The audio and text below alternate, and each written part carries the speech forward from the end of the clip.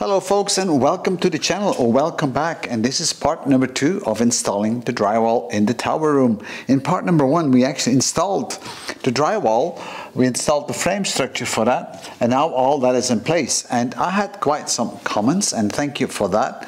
And first of all, before I now continue with finishing up this wall, because I want to show you on how I will finish this wall, I want to come back to a few comments. And one of the comments was that it would have been better if I would have staggered the plasterboards. You might remember that the total length is more than a single board. So a board is 2.60 meters, so I had to add another 1.20 meters or so on top of that. And of course, I first installed all the lower panels, meaning now that I have a equal level there where all these panels are stopping together. And some people think that this is a problem.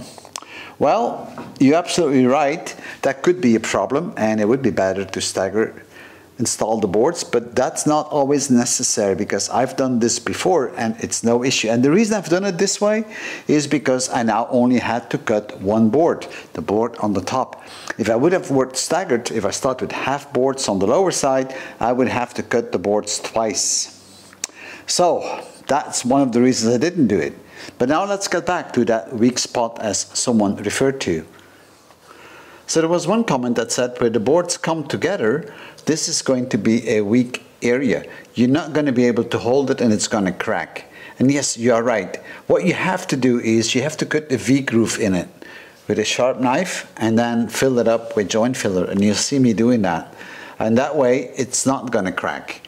I've done this several times before and I have no bad experiences with it, as long as you use very solid and good quality joint filler.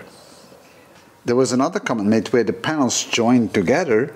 There has to be enforcement in the back, and you're absolutely right. I did not mention it in my initial video, so I always put a thick piece of wood in the back, so and it overlaps on both panels, and that way it is secure. That's why you see all these screws like that one and the other ones sitting there. So now those two panels can't move anymore, and it's going to become very easy to fill up this gap with joint filler. I made an extra wide gap here just to show you that piece of wood that's behind it. Someone else asked me why I did not insulate the drywall, so placing insulation panels in between the studs. Well, the reason for that is that the wall that I'm working on there is 1 meter thick solid brick. That by itself is already a pretty good insulator. And on top of that, that wall is not an outer wall, it's actually an inner wall between the tower and another building which is leaning against the tower. So that is one of the reasons. The other reason is that I did not want to suffocate that old wall. I want this old wall to breathe. I don't want to disturb the old wall. And that's why I also have left on top of it, on top of the plasterboard, all along the edge, a 10 centimeter gap. So I can still get air from the bottom up, from the floor, in between the false wall and the real wall, and then it can come back out on the top. So insulation is great, but in this case I don't really needed it. Another comment was that putting the screws in with a standardized drill takes a lot of effort to do that, and you need to turn it at high speed. There are special tools for that, to shoot in these things into gyprox panels. And you're absolutely right. You also mentioned that once you use it with a normal drill, the screw may go in way too deep, so you have to stop it in time, otherwise it damages the plasterboard. If it's too deep in it, then it has no more purpose. You can buy a decoupler for that if you want to, but if you're a bit used to that, you can actually adjust that without any problems. And you know what, guys? I actually listened to you. I went to a store and got myself an automated screwdriver. The screws are on a lint, and I can just push it and keep shooting.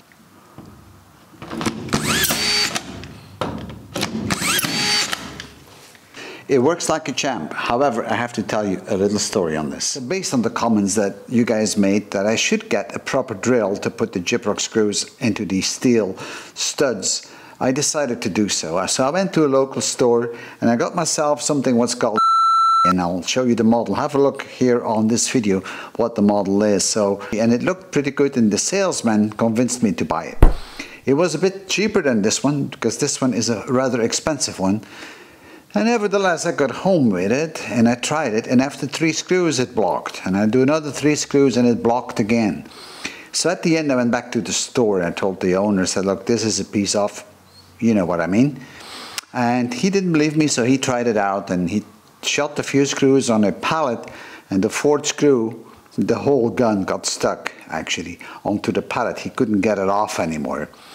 So then he started to believe me, and at the end I could convince him to take it back, and I got myself this brand, which is called Fine. I don't know if you have this in the US or not, or Australia or anywhere else in the world, but this is really good quality. So the point is, often cheap products become expensive products. This thing is fast and it saves me a lot of time. Now let's get on with the actual plaster work.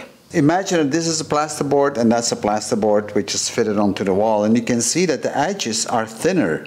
See that? And that has a purpose. So we have a gap from there to there, and that gap, it needs to be filled up with what we call joint filler.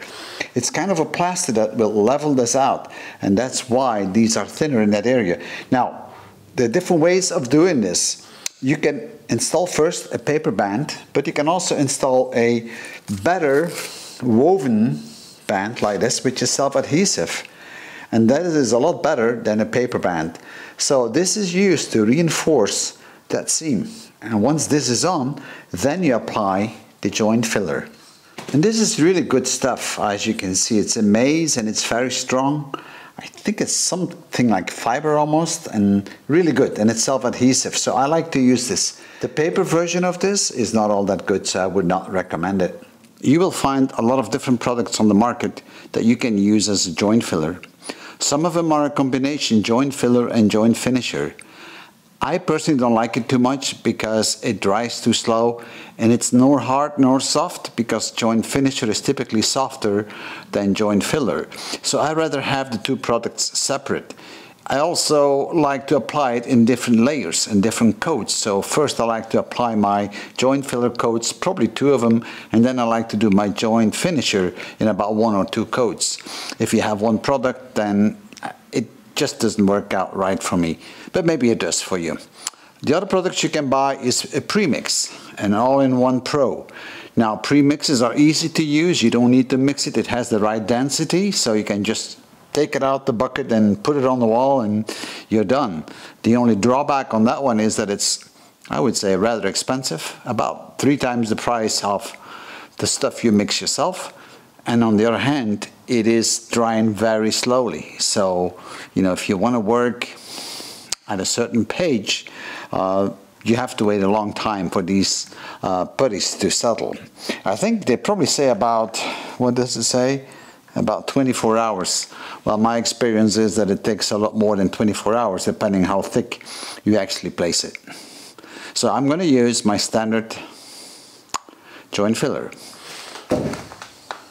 There's probably different brands, but this is one specific brand, and it has a number on it, 45. And that means you have exactly 45 minutes to consume it or use it, because after that it becomes hard. And to apply this, you're going to need a big spattle. A spattle which is wide enough to cover the indented or the thinner side of the 2 panels. And I typically apply 1 coat and I let it dry, because it's always going to crimp a bit. And then I apply a 2nd coat later, I sand it, and then at the end I apply joint finisher. And then I can guarantee you have a very smooth finish. The board I've been using is what we call an ABA, and it has only a thinner side on the long edge. So the short edge doesn't have any thinner side, so you can't really fill this up. So you have to cut with a sharp knife a V-groove in it, and then that will be sorted out. It doesn't have to be very big, but that's what I always do. And then this way we can fill it up with joint filler. And you do it on both sides, of course. I'm trying not to be in the way of the camera, so that's why it's a bit clumsy. All right, make sure you have no more dust inside, and now we can fill this up with joint filler. Unfortunately, we cannot put the maze up, but that's all right. It will be good enough because it's enforced in the back with a piece of wood. That's why you see those screws. So before putting the joint filler onto the boards, we need to enforce the joint with this enforcement self-adhesive tape.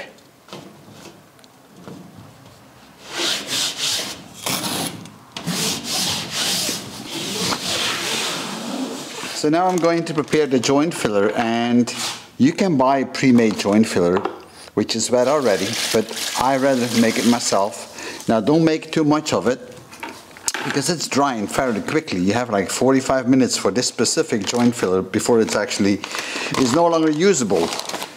So let's put some in, and then we're going to stir it around, not too much. Typically it's about 5 kilograms of product to 3 liters of water.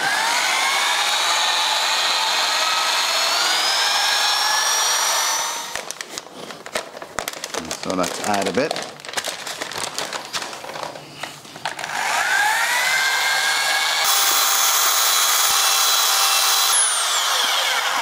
And you got to make sure that there's no residue left of dry joint filler in, because otherwise it's going to look pretty ugly when you're trying to fill up the joints. So,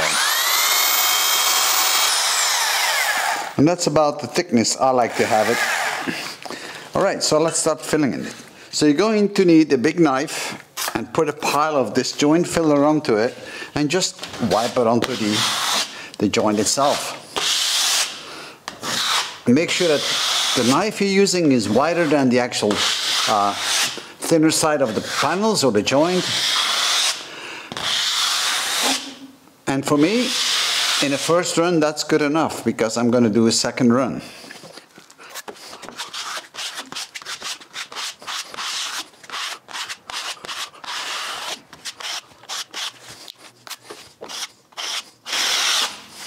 Sometimes you may have small parts in it that will annoy you.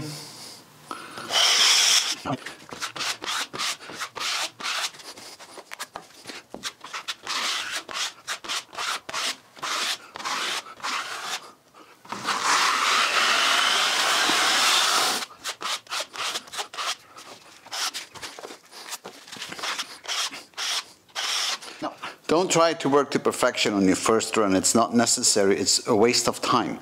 So I'm going to continue now with the rest of the wall, and then we're going to sand it a bit, and then we apply a second coat. I'm now 50 minutes later, and I have completed the complete wall with joint filler for the first time.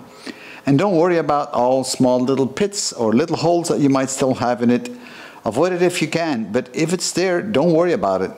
Just fill it up the next time when you go over it for the second run. So this is going to dry now for about a day, and then I'm going to put a second coat on top of that with joint filler. I'm going to let it dry again for a day, and then I'm going to slightly sand it. And finally, I will then apply joint finisher across the whole wall. And that should give you a perfect and very smooth finish. So, we are nearing the end of this video, and I hope you enjoyed it. And as you could see, this is not very difficult to do. I'll see you in my next video, where we're going to finish up the wall completely with joint finisher, and you will see the final result.